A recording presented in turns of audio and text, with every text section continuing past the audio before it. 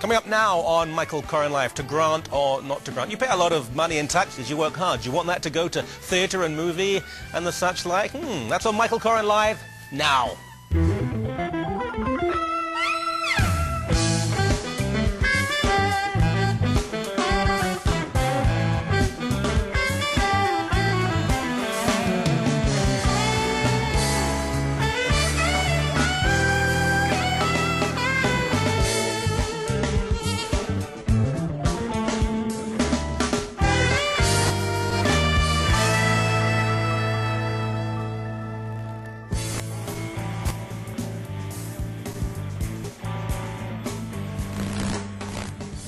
Good evening. Welcome to Michael Coren Live on a wonderful day.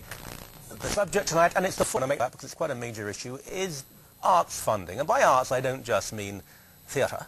I mean everything you see in terms of entertainment, movies, funding there, books that you read, publishers, museums you go to. So much is funded. Do you agree with that or not? Now, there are many positions in this debate. Some people say funding, yes, absolute, full funding. Lifeblood of Canada, we cannot exist as an independent, autonomous nation without it. Others say the free market will conquer all. I think you know where I stand on that position. Others take a middle line. Well, something should be funded. There are loan systems we could introduce, but maybe we're too indulgent at the moment. Maybe we fund the wrong things. Your opinions, of course, as always, are extremely important. Let me introduce the panel. On my far left, writing, trying to pretend he's an intellectual, is Paul McKeever from the Freedom Party of Ontario. Welcome back to you, sir. Thank you, sir. On my left, Tom Fulton, arts broadcaster, worked with this man for many years. Wonderful man, I think the best voice on radio, and founder of Toronto Artscape. I have no idea what that is, but we'll find out later. Welcome to you. Thank you, Michael. No, what is Toronto Artscape? It's an organization funded or formed to acquire, to renovate, and to make available safe, affordable studio space for artists in downtown Toronto. See what I mean about the voice? Port on gravel. Wonderful voice. Larry Solway, also wonderful voice, different kind. Yes. Broadcast journalist, you all know of him. Good to meet you at last. Yes. And thanks for all these nasty things you keep writing about me in newspapers. You're I try. I do the best I can. It's wonderful. I do the best I can. And I spelled your name right. That is the main thing. On my far right, Beckel, CEO of the Royal Ontario Museum. I have 4 kids. I have been there I don't know how many times. It's wonderful. Thank you for the work you do. Well, let's begin with you, Paul McKeever. I've been a struggling writer. Now, of course, I'm on television, but I've been a struggling writer. Grants helped me big time when I was starting out. I make no apologies for taking them. I then had my books published in different countries, different languages. All of the money I earned, I paid tax on in this country. I couldn't have written the books without the grants. They helped me. It all worked out properly. I'm not saying fund everyone, but surely we should be funding the arts to some extent in Canada. I think I have to disagree. Of course, that's going to be my position all night, but that's why you're here. Yeah, I mean, a lot of what we see in the newspapers bandied about by people in the various art interests. A lot of the issues really discussed are who should decide which paintings to buy, which forms of art to buy.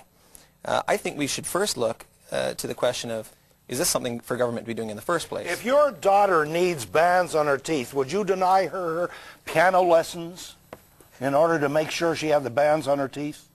Think about it. If there was only enough money to buy one, yes. Are you serious? You would really do that? I agree. Health would come first. You would really honestly make that before Larry kind of becomes choice. too extraordinarily rude, let me ask you this.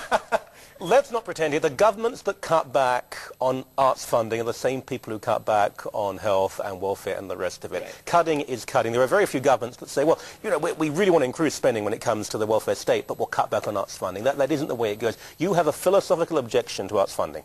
Absolutely. I mean, if you look at the reason we give government the power to do what they do, I mean, what do they do? Primarily what they do is they come to us and they say, give us some money. Mm-hmm. And if you don't give us some money, we'll throw you in jail or we'll fine you. If I could just finish, though. But when government grows to the point where it's robbing to do things like finance hockey teams, bail out banks, and yes, finance, actually subsidize primarily the wealthy who want to see opera, I think we start to have to question whether or not this is an appropriate role for government at all. Okay, they didn't bail out hockey teams, thank goodness. They bailed out banks, and that was a travesty, I agree with you. And certainly there is a class issue here in that government tends to not question the funding of more highbrow entertainment. However, there is a strong argument to be made that without funding, opera, ballet, mainstream theatre, Stratford, Niagara, that are pretty mainstream, and many other things simply wouldn't be here. Books written by Canadians that are very good, that turn out to be international bestsellers, wouldn't have been published or even written without grants. It's not just the caricature of funding so millionaires can go and watch fat ladies singing. There's much more to it than that. Oh, I agree. I don't mean to say that it's simply a subsidy on the, for the wealthy, but surely it has to be recognized as a subsidy for a small class of people who are actually interested in these various arts. I mean, if we want to look at contributions that could, for example, be financially successful, wouldn't we put our money into things like professional wrestling or the CFL? Let me ask you a question. How do you feel about public libraries? Should they exist, or should only people who can afford to go out and buy books buy them? Simple question. Yeah, I think people who can afford to buy them should buy them, and people who can't afford to buy them should just be illiterate. No, I think that just as they did at the turn of the century, there'd be We're Carnegie not living at the libraries. turn of the century. We aren't. The turn of which century? We're living at the turn of a new century. Right. Do you want to go back to Charles Dickens? You want to go back to poor houses? You want to go back to child labor? You want to go back to bread and water? What are you talking about? Ironically, there's a certain paradox in what you say, because the point is we haven't developed a Charles Dickens since Charles Dickens. We've developed a lot of bloody awful writers. We haven't developed Charles Dickens. Well, that's one man's opinion. I think it's a pretty strong One man's opinion. I suppose you'd be for privatized libraries. I don't want to go down the library route yet, but sure. Look, there is incredible abuse when it comes to... I declare my position here. Let's be quite explicit about this. I've received grants, not in many, many years. I still like them, but I don't think it would be appropriate for me to do it now. But I did in the beginning. There's corruption when it comes to grant giving, certainly in the literary area. If you know the right person, you'll get a grant. If your politics aren't right, you won't get the grant. You're just saying things. I mean, you're making these dogmatic statements with nothing to back it up. Well, I don't want to... Like saying we have I don't want to query your use of language. What is dogmatic about stating an anecdote? An anecdote can't be dogmatic by its very nature. But if I may, probably I know that because I received a grant. However, I can give you examples. I'm not going to do it on the air because I don't want to get involved in a lawsuit, but I'm quite happy to do that. Having said all that, I believe in a loan system where if someone can show they're going to write a book that is worthwhile, there could be a loan to help them in the early days, an interest-free loan. I believe that a certain number of grants to people to help them, I think that's entirely appropriate. So, aren't we in danger here of either one side you fund everything and it all works perfectly, which is nonsense, or the other point of view is never give a grant to anyone? I can think of a dozen books right now that are pretty good, published in this country in the past 5 years that wouldn't have been published without a grant. But you say that doesn't matter? Yeah, I do, because there are a lot of books out there that didn't get grants that similarly will never be read by the public. As you say, there is some corruption, there is some inside way of knowing who's going to get it and who's not. I mean, if you look at the arguments, I had an article here by Shirley Thompson, who recently said basically you need Canada Council to decide on art because if you leave it to the wealthy, you'll end up with muddled collections. Well, the interesting thing is that she was buying paintings in the range of $1 to $3 million. Now, they couldn't have been that price unless the Canada Council is thinking along the exact same lines artistically as the so-called wealthy who have no talent. So, pure market demand. Otherwise, I mean, if they were more honed in on the value, the intrinsic value of art rather than the monetary value, you wouldn't expect their paintings to be necessarily $3 or $1 million. I have no time for people who depend totally on grants. I have enormous time for people who will go to the private and the public sectors to fund what they're doing. There are certainly, and I know of them, too many people who don't even try to get people to come in and see their artworks or read their magazine. They just keep taking the grant. I've known of publishers, and again, we can give names in the break if you like, who have said, unless we publish another manuscript this year, we'll lose some of our grant, and they pick something from the pile. They are not the norm. Would you acknowledge the Royal Ontario Museum is a very fine museum and incredibly necessary for the City of Toronto? I would say that it's as necessary as the dollars prove it is necessary. Is there nothing other than dollars? I mean, my 4 kids say the ROM is marvelous. Without it, their lives I agree. would be diminished. It's a wonderful place, and I think that if it deserves to continue to exist, if it's really as helpful to all of society as it's billed to be, and I think it probably is, then it can simply adjust its costs and or its revenues to suit the market. Now, if the market isn't there, then it shouldn't exist. Okay, you all get a chance, but I have to say this. So if it's financially viable, right, it's acceptable. Absolutely. So pornography is acceptable? Yes. Okay. 416-203-0302, 905-332-3131. Porn is okay. Picasso could barely make a living in his early years. Michael Coren live, CTS, back in a moment.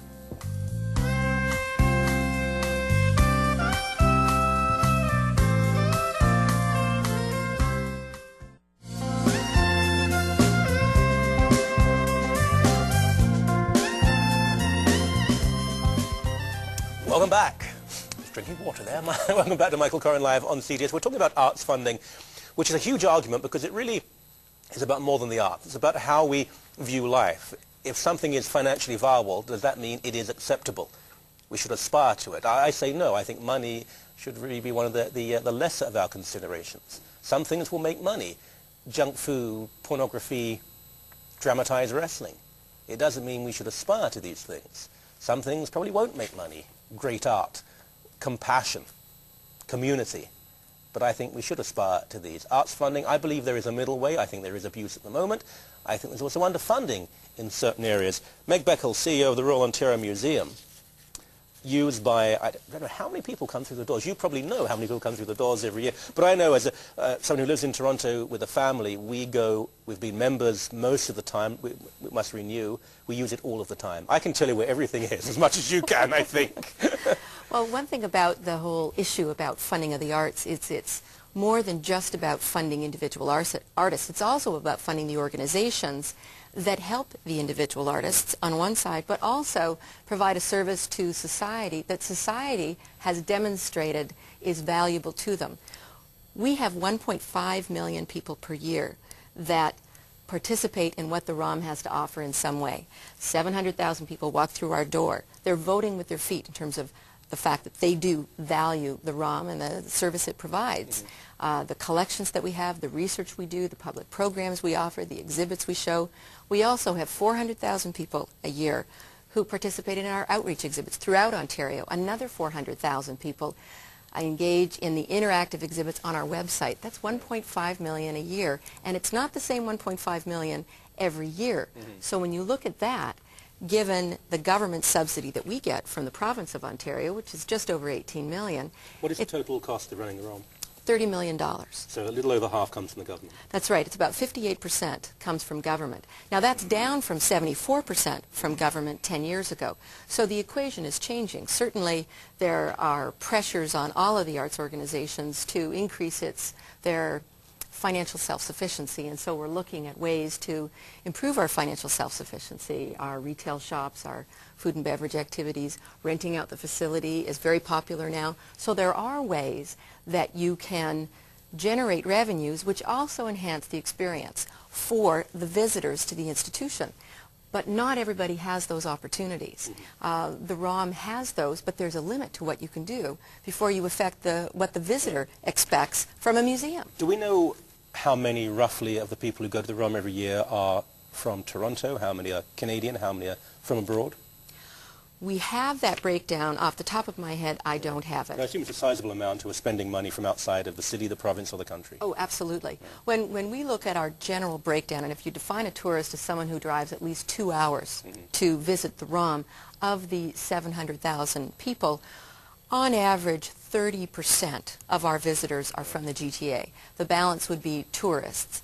Of those, probably it's an even split between those that are outside of the province and those that are in the surrounding areas of Ontario. They're also spending their money Absolutely. in other places. And so there are many other benefits. You look at our major exhibition coming up, Egyptian Art in the Age of the Pyramids. Yeah. We have relationships with 10 hotel partners right now, and so they're all benefiting from the traffic that we're going to be pulling into the city during the shoulder season. This is a slow season for hotels, for restaurants. We're adding value in that way. So you look at the economic impact of a major exhibition like Egyptian Art, it's significant. And it's a program that will be of interest to all audiences, not only the connoisseur interested in the major show, but also the family programming that we're providing as an add-on. And so we are appealing to many different audiences from basically all over the world. Yeah. The planetarium, Yes. that was closed down. Yes, it was. Is there another one in Toronto now? I'm not aware of one. I'm not aware of one. There isn't another formal planetarium. Right. Was that for financial reasons? That was financial reasons. We had a cut to our our grant, close to $2 million, and we're forced to make a very difficult decision on what program would we eliminate. And that was the program that we selected at the time. All right, Tom Fulton. My children, at least 2 of them, went to the planetarium, which is a wonderful experience for any kid to have. The other 2 can't because there's no longer one in Toronto. A $2 million cut in grants. We know the amount of money government gets rid of in waste.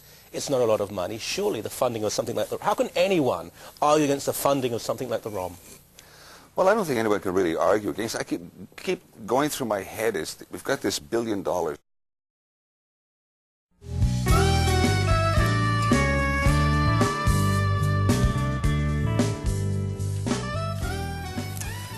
Welcome back to Michael Coren Live on CTS. We're talking about funding here, and just before we let Larry Solway loose, just a couple of points. Try to stop me. I'm trying to take a middle road here. I really believe there's an argument for funding, certainly for things like museums and theatres and publishing. I believe some of the money is wasted. My real problem is you have to fund things that at least some people are interested in. I've personally gone to art galleries in Toronto where if you do go in, they wonder what you're doing there. I'm not saying these are typical, but we're talking about $130,000 a year, 3 galleries between $105,000 and $135,000. It's not a huge amount of money, but it's fairly large. I'd rather see that money go to places where it's needed. If they're a group of black kids who are putting a theatre group together, you think they're going to get funding from the banks? I think it's a good thing to say we will help you out, but show us that you can do it. If after 3 or 4 years it ain't happening, it's not just a free ride. There are magazines like that. There are publishers like that. There are others who've taken the money and invested, done well, and they've blossomed, and that is a good thing. Look at this TV station. There's no public funding here. We don't take anything from anyone. Many other TV stations do. We applied year after year to get a TV license. We were turned down. We were turned down. Finally, we were given one. The station's going well. This show is getting very large numbers, far more than on most other shows that you read about in the paper all the time that are getting public funding. It is unfair. It's unfair that I have to pay tax dollars to fund an advertising campaign for the CBC or the TVO that's probably a bigger budget than we have for the total show. And they're trying to put me out of a job. There's something wrong there, but there is a middle road, surely. Larry Solway, go! Oh, my. Look, I'm not going to indulge in the kind of mindless hyperbole that I hear so much of around here. Congratulations for this station. I'm glad you've made it. I think that's wonderful. I don't feel that anybody's trying to take away anybody's job, but I don't want to be sucked into that argument. The real point is, and I agree with you, I agree, as you say, arts, that is, the dance, music, art galleries, think of them. museums, whatever it happens to be, theater, ballet, they need help. They cannot be, by their very nature, they cannot be self-sustaining. The point I made, and one of the reasons I'm here is your people read a letter I wrote to the Globe and Mail. It was in response to an article written by Peggy Atwood where she said, that people all hate Toronto. Toronto is the that's sort Margaret of Atwood to mere mortals like us. It's sort of the artsy-fartsy center of the country, and everybody loves to hate Toronto. What I said was, it is part of the anti-intellectualism that is so rampant in this country that says we don't want to promote things for, and I heard one open line broadcaster say it, not you, for the brie and white wine set. You know, in other words, they're all thrown away. For the rich people who go to operas. Primarily. I guess you have never been to Italy. Well, this is We're not Canada. in Italy, are we? It doesn't matter. The fact is, do you know any Italian Canadians who are barbers or shoemakers or bricklayers who love opera? They can't afford to go. Not personally, but Well, I'm telling you they exist. a lot of them I'm like telling baseball. you- But a lot of them like baseball and WrestleMania Yeah, but and that's hockey not the games. point. And Baseball- that obviously is where they're spending their Look, money.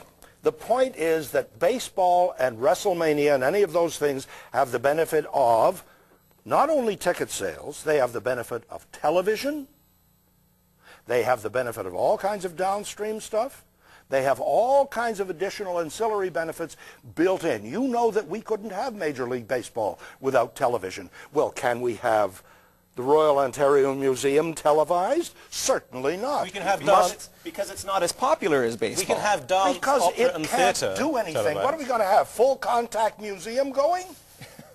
What on earth are you talking about? I like What are we the gonna sound do? of That might be an idea. Yeah, Maybe some people would put come on out. pads and go running. Yes, people would come out. What does that mean? There's a famous sculptor named Serra, who's an American of Spanish, who created a wall, which a lot of people didn't like. It was outside a government building in New York. And the people in the building said they didn't like it. It was a piece of abstract art. Whether you like abstract art or not, it exists. It has merit. He went to a meeting to discuss this, and he said, you know, if people were voting for pinball or Beethoven, there would be no Beethoven. That's correct. Oh, hold on a minute. That is absolutely not correct. First of all, I mean, because something exists, absolutely if I not may correct. respond, the existence of something does not imply merit. Many think Hitler existed. It didn't imply merit. No. Let's talk about... How can you indulge in such foolishness? I'm sorry I'm a fool of mine, but I'll just have to... I'll just have to try my best. I didn't call you a fool. I said that was foolishness. Let me give you some There's examples nothing to do of with Hitler. funding. Please don't invoke Hitler. Let me give you some examples of public funding. Let's say a gallery on Queen Street West that is funded $130,000 a year, that has amongst its exhibits 150 drawings by children of a man's penis, a rack for sadomasochism, a photograph of a woman pulling a scroll between her legs. She's naked, and next to it in a plastic booth, the scroll covered in dried menstrual blood. No, let me finish, please. Sorry, let me finish. You haven't been to enough galleries, obviously. I don't know where it is. Larry, you're going. why do you have to imply that if people disagree with you, they're stupid? No. But that's what you've done to Paul and to me. I did not use the word stupid. You used the word stupid. I did not use the word fool. You Larry, used the word fool. Please, screaming, don't put words in my mouth. screaming does not imply And you should know. truth and knowledge. Let me you finish. ought to know This that. is a gallery that gets $130,000 of public funding. I said to the person at the door, how many people come in? She said, well, actually, I'm very surprised, John. Very few people come along. I go to a gallery next door, $120,000. And about 5 of them in the same proximity, $120,000, $125,000 of public funding. I go in there, and there's a little alcove, and I go into the room, and there's a woman watching a video. May I come in? And she said, well, I'm not comfortable with that, which is how these people speak. Well, I am, I said. It's publicly funded. I may come in. There's a video of a dwarf, or a person of restricted growth, painted white, stabbing a naked woman tied to a tree. This went on for 2 hours, this movie. Are you saying fund everything and anything? Are you saying just give the money paid by hard-working Canadians to any sort of self-indulgent middle-class garbage out there? Is that what you're saying? Well, that is probably the most loaded question I've ever heard. That's right up there with Hitler. Did you ever see a Mapplethorpe exhibit? No, I've seen photographs Do you of. know about the Mapplethorpe exhibit? Do you know that in Cincinnati? Larry, I do. Did you not? Did you see it? No. I did. I haven't got the money to go to promise you, Cincinnati. I don't get any public funding. Mapplethorpe was also in New York. Even more difficult. What are these rhetorical questions for? Mapplethorpe- I know of Mapplethorpe. I've read about Mapplethorpe. I've seen pictures. I didn't go to the exhibit. The same objections were voiced about Mapplethorpe. Because Mapplethorpe is gay, because Mapplethorpe likes to take pictures. Did I use the word gay? Just a moment. Mapplethorpe. Did I use the word gay? I don't have a chance. But it's not. I really don't have a chance. You're saying because people I use the don't- word gay. Did I use the word gay? I don't have a chance. Mapplethorpe is very. We can argue about Mapplethorpe, My but heavens. Mapplethorpe is. Well, you've What's wrong with met your Mapplethorpe? match tonight. I haven't. You're People like Mapplethorpe, and that's up to them. Mapplethorpe is commercially viable, in fact. What has it got to do with public funding? You are the one who brought up what you described as obscene pictures, and you went from... Never mentioned the word obscene. I said nobody went there. You went from those depictions to asking me whether or not I thought everything should be funded. In other words, what you're saying to me, who is going to make the decisions about where the money is going to go? Partially, and when Mayor Giuliani wanted to close down the Brooklyn Art Gallery, same story. No. Well, I don't understand how you can be so selective about it. He wanted to close down what was a recognized... No, he didn't. No, he didn't. Holy mackerel. Yes, holy mackerel indeed. I think they were holy. All he said was, is it appropriate for Roman Catholic taxpayers of this city to fund a vehemently, viciously and violently anti-Catholic exhibit? They can exist, but why should these people pay for it? That doesn't seem to be an unreasonable thing to say. He didn't send the police in with bayonets to close it down. All he said was, you know what?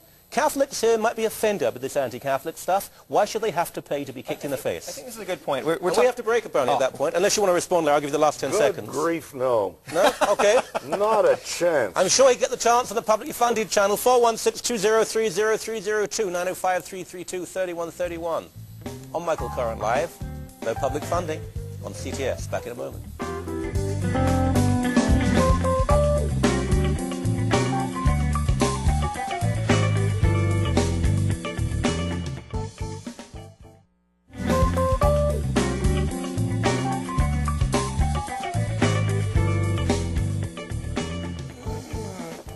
Welcome back to Michael Coren Live on the CTS. In the break, we were talking about Who Wants to Be a Millionaire.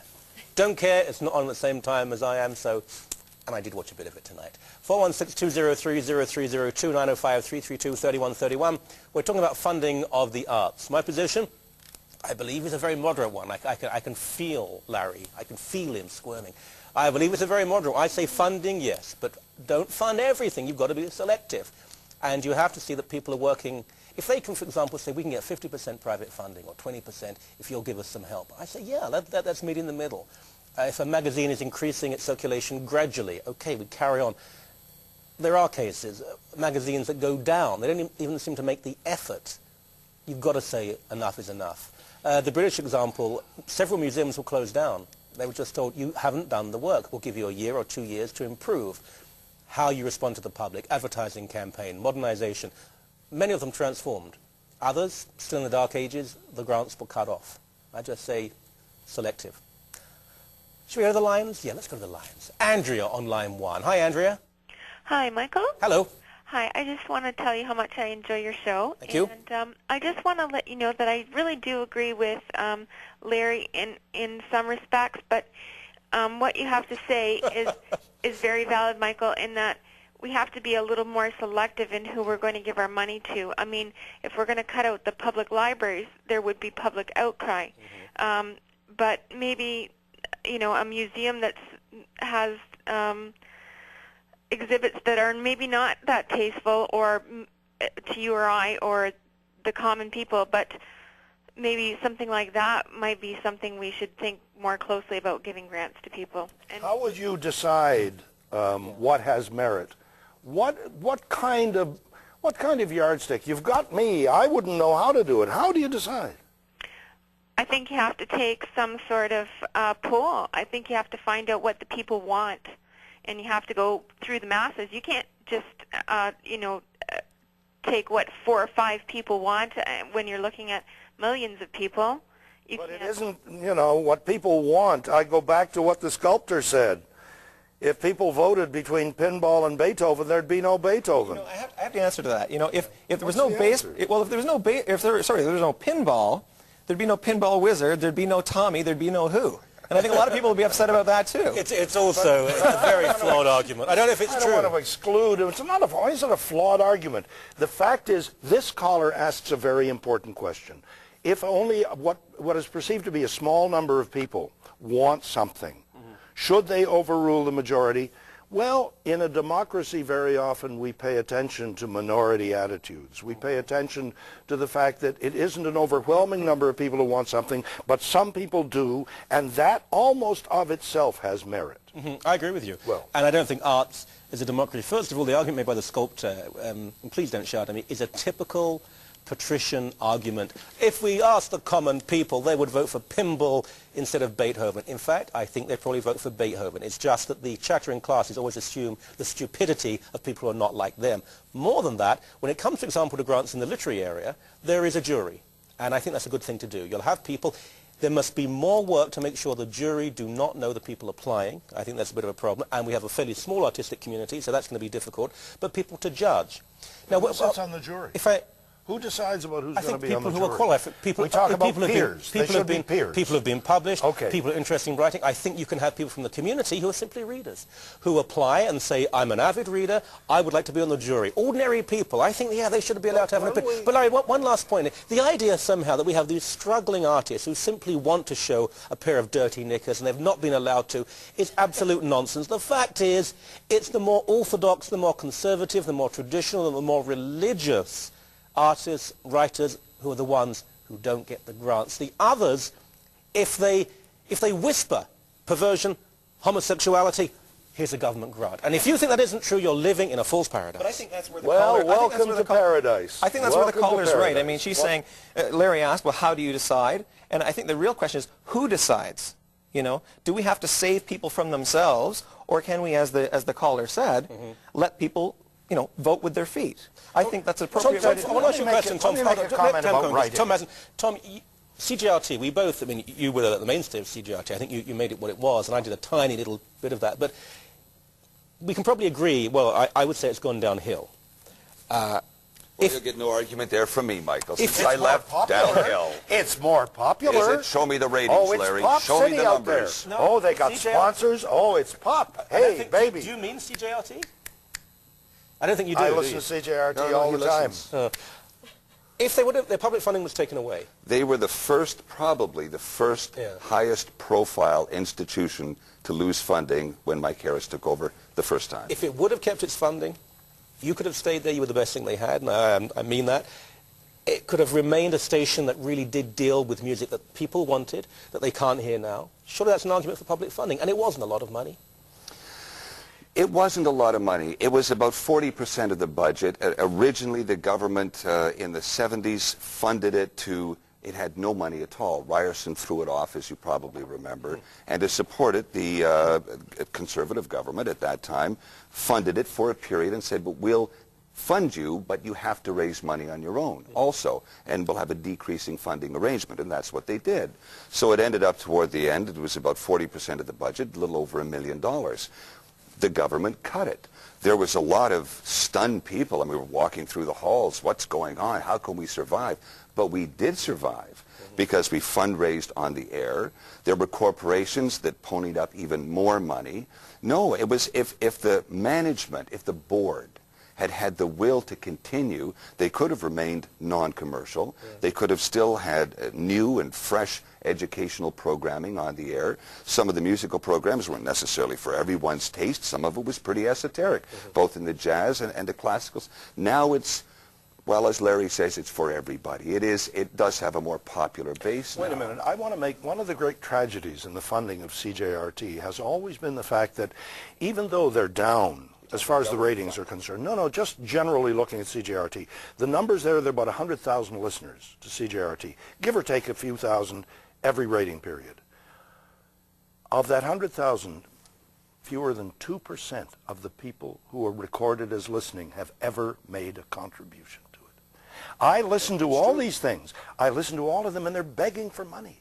And they're saying, all you people who are listening, you're listening, you like it, and you tape what we send out too, which means you cheat the record companies, and you won't send us any money. Well, here's a good lesson. When people say, please phone in and give money, or we'll vanish, phone in and give money, or it'll vanish. But that's what 98% of the listeners don't send in money. Well, then you have to question the wisdom then of engaging in a venture But where they're you give away listening. things for free But and they're hope that people pay. But they're listening. Wouldn't you love to see Peter Mansbridge and others begging for money on television to keep the CBC going?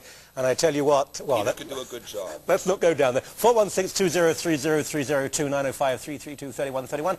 Harold, Rob, Cameron, Jason, Jerry, and the rest of you, we'll get to you as soon as we come back. I can see you, so don't go away. Michael Coren live on CTS, of course.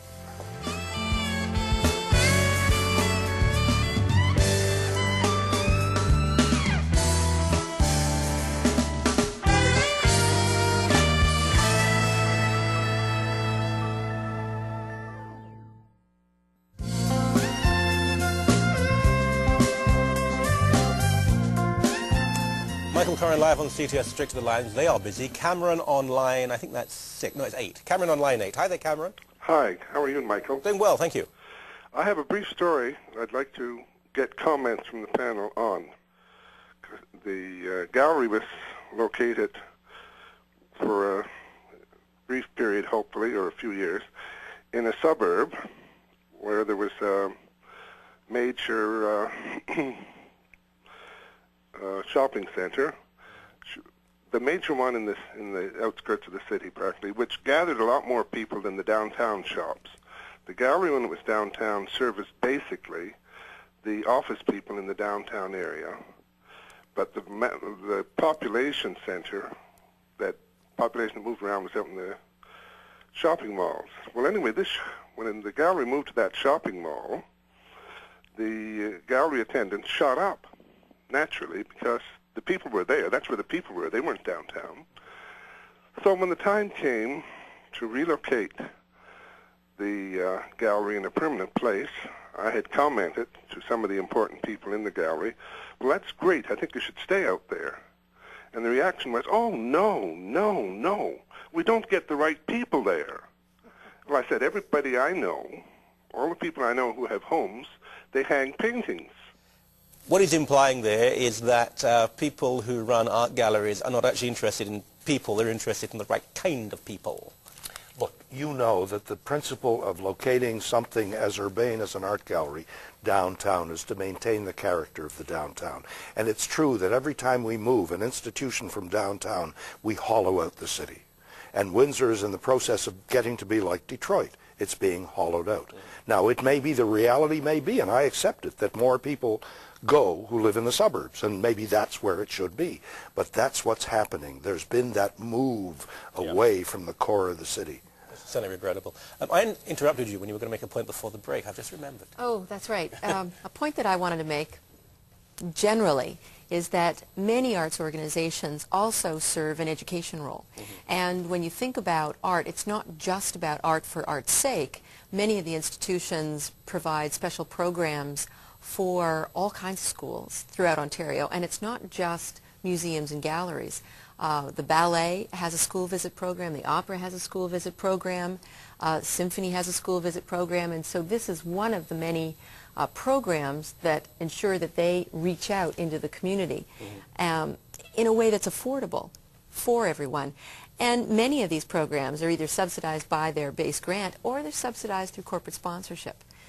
So it's not just about pulling people into the building to see the core product. It's also about education. And so comment about, well, certainly subsidizing education is okay, but not art. Well, art serves an educational role. Yeah, I would never say that subsidizing education is all right, but art is subsidizing art is not. I think, frankly, we need to let people decide on their schooling just as much as they need to decide on their entertainment. So, hi, Jason. Hi, Michael. Hi. I just wanted to let you know that I certainly appreciate the Alfred Hitchcockian profile that's part of your montage before we Thank you. And you know what? He was born in Leytonstone, which is where I used to live the first 5 years of my life. Wonderful. So anyway, I just wanted to say that I love your show, but tonight I was a little bit unimpressed with some of the ways that Larry has been carrying on. In that I just don't quite align to everything you're saying, sir. I do agree that the arts need funding. I don't think that people who think that some funding should be cut are necessarily, in your words, Philistines, which, by the way, is a very derogatory comment, which I was not impressed with. The other thing was that Robertson Davies has said very clearly during his career, which is probably one of the biggest and strongest exports we have from our region here, that funding for the arts should be cut off altogether. He believes that if an artist can't make their merit in the marketplace, then they shouldn't be there. At the same time, Mr. Davies was also criticized for his writing being so complex and intellectual that it couldn't be approached by people who had not cleared high school and possibly even a university degree. And he made no bones about the fact that that type of problem in his art occurs, but that it's perfectly fine for people who are unable to appreciate it to simply not buy it. I won't argue with you, but I think one point ought to be made in passing, that the Davies family, including Robertson, had a a lot of money. The Kingston Whig Standard, the Peterborough Examiner, things like that, you know. They were very well heeled, and when you've got that kind of money, you can afford almost to be a dilettante. He wasn't. He was a great novelist. Yes, and I agree with you. And so I'm actually standing a little bit further left of Michael's position, in that I believe that we do need to keep a great deal of funding in place. However, I do also agree with Michael and Mr. Solway. This is true. It's been documented and studied by Christian organizations and by nonpartisan organizations that if you mention the word lesbian or gay or any type of perversion or any type of thing that's against the family or against the structure of society which holds this country together, that you will get funding. Much more likely, as a matter of fact, a women's group that was trying to do some funding for an artistic program toward how to keep families and wives and husbands and wives moving in a positive direction and a Christian focus were denied funding. They left their application exactly as it stood and reworded it to be lesbians, and immediately they got the funding, even though the program that they were posing was wrong. And I'd be happy, Michael, to send you a copy of that if you so requested. Well, Jason, I am aware of that. It's not so much about strategy as tactics. Certainly there are problems within the way grants are given. There's another example, a very fine publication called the Chesterton Review. The magazine, the journal dedicated to G.K. Chesterton, the great British writer, comes out of Saskatoon. And that's a wonderful thing, that Prairie College should produce this world-renowned magazine. Very, very highly regarded. Could they get a grant? No. And it was written down, there are Catholic priests behind this. That was actually written down in the refusal of the grant. When you become so biased, so one-sided, it's almost vulgar. It's so obvious. That's part of the problem in the way grants are given. But that doesn't answer the argument about whether we should grant or not. 416-203-0302, 905-332-3131. We'll get to Dina and Jerry and Bill and Tom and all the rest of you on Michael Coren Live on CTS, and we come back in just 2.34 moments from now.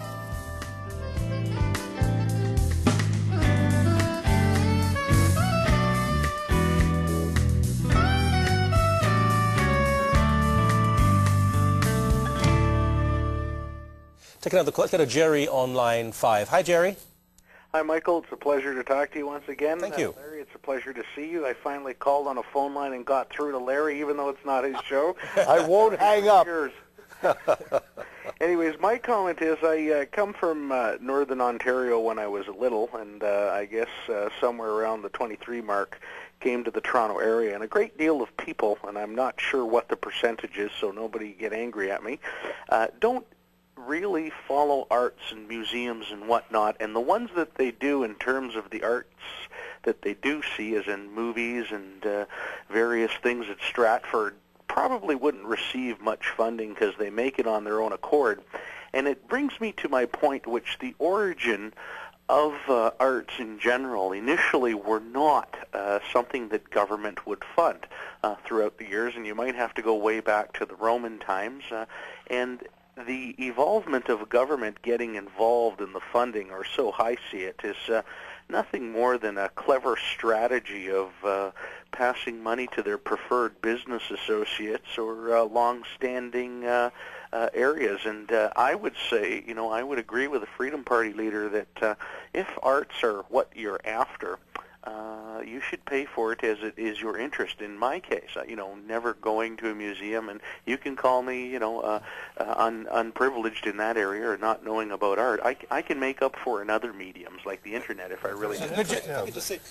Are you the leader of the Ontario? I'm not. I am on the executive, but I'm not the leader. Maybe I have promotion. They have an executive?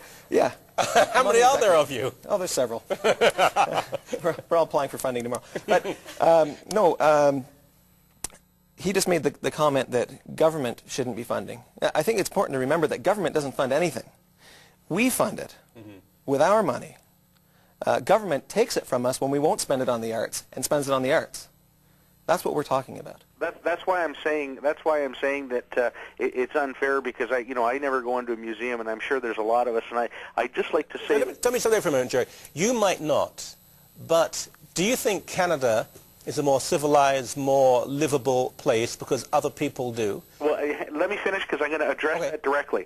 The place like the planetarium, which is very tragic, that they had to cut off a branch of their existence because government ruined their funding.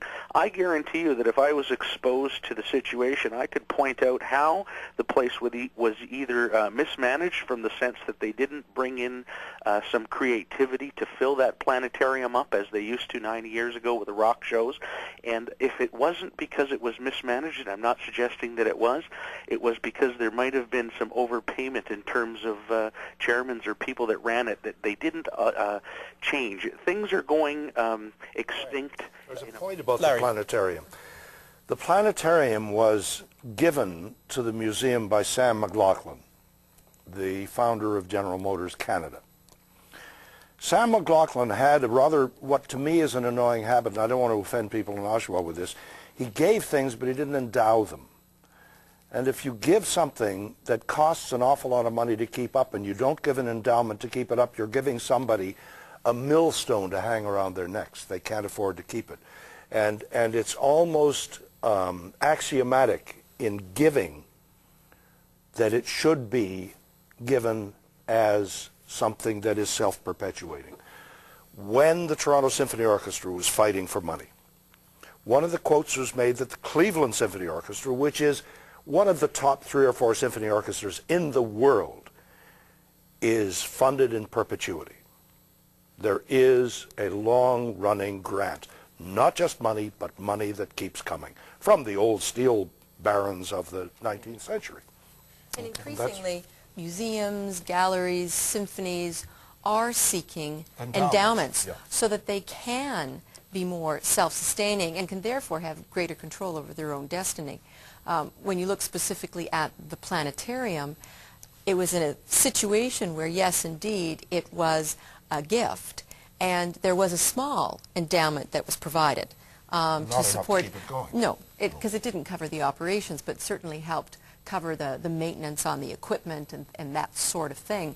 But when you look at the planetarium in the days where we had 300,000 people coming through the door each year, down to the more recent years when there was so much more competition for people's leisure time in the city, down to, say, 250,000, we were still ensuring that it was only requiring about 60% of its budget to be subsidized. So we had increased its self-sufficiency, but not enough to justify keeping it open, and it was a standalone entity.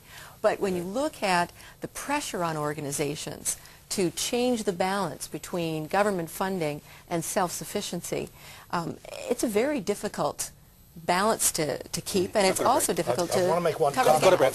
They're going to scream. When we get back, 416-203-0302 and 905-332-3131. Bill and Glenn and Tom and Waylon and the rest of you. When we come back on Michael Coren Live without any public funding on CTS.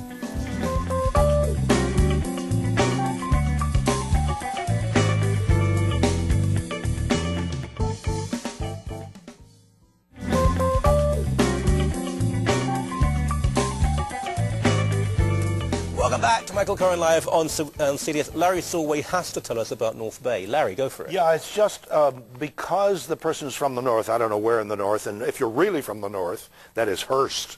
North Bay is not the north, but North Bay is the north. North Bay, I don't think has anymore, but had a symphony orchestra. North Bay Symphony Orchestra closed for want of $80,000. People were going, but they needed... Symphony orchestra is an expensive thing to run. They needed $80,000. They couldn't get it. And that's the Premier's home riding. I don't want to make a political comment. No, make one. I mean, that's, the Tories hate me enough anyway, so what does it matter? Let's go to Bill on line 8. Hi there, Bill. Good evening. How are you tonight? Good, thanks. Good. Nice to talk to Larry again and Tom. I come from a community radio background myself here in town, so I know some of the problems that you've been going through, Tom. Bill? Beg your pardon? Bill. Oh, I know Bill. Yeah. How you doing, Larry? Okay. One of the things I want to that is very interesting. 2 points, real quick. One is the difference between arts, entertainment, and arts, and I don't think that's really been addressed. When you can have an arts entertainment industry that a lot of people go to, but what about some of the arts that really don't have a chance for the public to see because they've been marginalized and things like that? And that was the other point that I wanted to bring up. We were talking about getting grants for, if you say you're a lesbian or something else, you can get a grant immediately. Well, one of the things I found in community radio was that talking to a lot of people in the arts community is that those particular communities that are in a minority, that are marginalized, do have a tough time with their arts because it is an arts entertainment industry in many cases. So they really do deserve, I think, to have the funding available to. Well, if anyone said if you're a lesbian you get a grant immediately, they're just wrong. That isn't true. The point that I made, and I would continue to make, I've seen a lot of supporting material, is that there seems to be a bias for things that you call marginalized. I think, in fact, are very mainstream these days. And if you propose something that seems to have perhaps a Christian or a more conservative foundation to it, family-based, you will find generally you're going to get a lot of criticism. Whereas if it comes from more of some form of sexuality, particularly a so-called alternative sexuality, it seems to be the cards are in your favor. Now, I actually support in some ways a form of positive discrimination. For example, I think people of color have not been able to express their cultural side over the years. Maybe they need some help. Native population. That certainly doesn't go for sexual preference. That's the point I was making. But what is the difference then between art and art entertainment? Is art by its nature to be unentertaining? Well, I think arts entertainment, what I mean by arts entertainment is an art that's become an entertainment business, as it were. I mean, for example, and maybe it's a poor example, but the symphony orchestras or things like that in town that do have large subscription bases and sell a lot of tickets, as opposed to, say, a small Baroque orchestra playing out of East End Toronto and really scraping to make it different. Isn't it one of achievement? Maybe those people in the small Baroque orchestra don't want to make it, but I suspect most of them actually do. It's just how far have they got. Hamlet, with I think Paul Gross this year, I'm sure will sell out. You're going to have a hard time explaining to me that Hamlet is not art. Look at Tafelmusik. Tafelmusik. Exactly. Started with grants, little tiny thing. Yep. People playing recorders. One thing we have asked is we have these so-called marginalized groups. The very process of taking money from the general public and directing it toward whatever they choose to direct it toward helps to marginalize the people who don't receive the money, because we, the rest of the taxpayers, don't have the money to spend on lesbian art or black art or whatever the case may be. And I don't think, I think the other thing is we get into a real quagmire in justifying so-called government funding or taxing and spending on the arts when we say, well, it's okay to direct funds toward people according to race and sex, but not according to sexual orientation. No way I'm going to do that. Well, I mean, obviously, that's your opinion. And no, that's not what I said, though. I simply believe that a gay theatre group that couldn't exist probably does deserve to have some help. But he's in bad times. But a limited number of. When you find that, and this happened with a municipal funding body, that of 50 grants given, at least half of them were to groups concerned with homosexuality or individuals concerned with that, you think, well, this simply is absurd. I'm saying give people a fair shake. They're not getting that at the moment. But we can have juries of people who are qualified, members of the community, church groups, published writers, publishers, to sit down together and say, we think this will be... of course it'll be arbitrary. Of course it will be arbitrary. Samuel Pepys thought that Midsummer Night's Dream was absolute garbage. He was wrong. But he's also a great... but we must make some form of judgment in the end, surely, because otherwise art will, to a large extent, die. I'm not going to trust the dollar. The hooker on the street corner makes money. That doesn't mean she's doing a noble thing. Well, maybe the dollar is the most moral system. Who knows? I'm not going to make the argument. But that's why you're arguing that it is, but why? I'm saying that it's the only system that allows individuals, independently of their race, religion, sexual orientation, to make choices as to what they think is valuable in their lives, and not to have someone on high take their money away from them and spend it on what is for our own good. When has it existed? When has this system existed? Never. You don't believe in business subsidies, then? I think it has. I mean, I'm on your side generally, but no, you don't absolutely. believe in I would business never, subsidies. ever fund a business with tax dollars. So the role of government would be? To protect our property, our person, and that's about it. Privatize the police? You don't mind tax relief for hockey boxes, huh?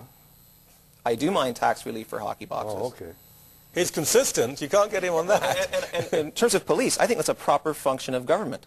I mean, we give up part of our property, our money or land, whatever it is, so that we can protect the rest of it, so that we can protect our person, so that we can make sure that the dignity and freedom of choice and thought of every individual in society can be protected and preserved without the fear of a fist or muggers or robbers. Now, police are properly paid with that money that we consent to be taken from. Muggers can be arrested by police, but you'll create more muggers if, for example, you have a society like the USA where you take welfare away from people. Anyway, we're getting to a different subject there, but we'll come back to that because I love it. 416-203-0302, 905-332-3131 on Michael Coren Live on CDS. Back in just a moment.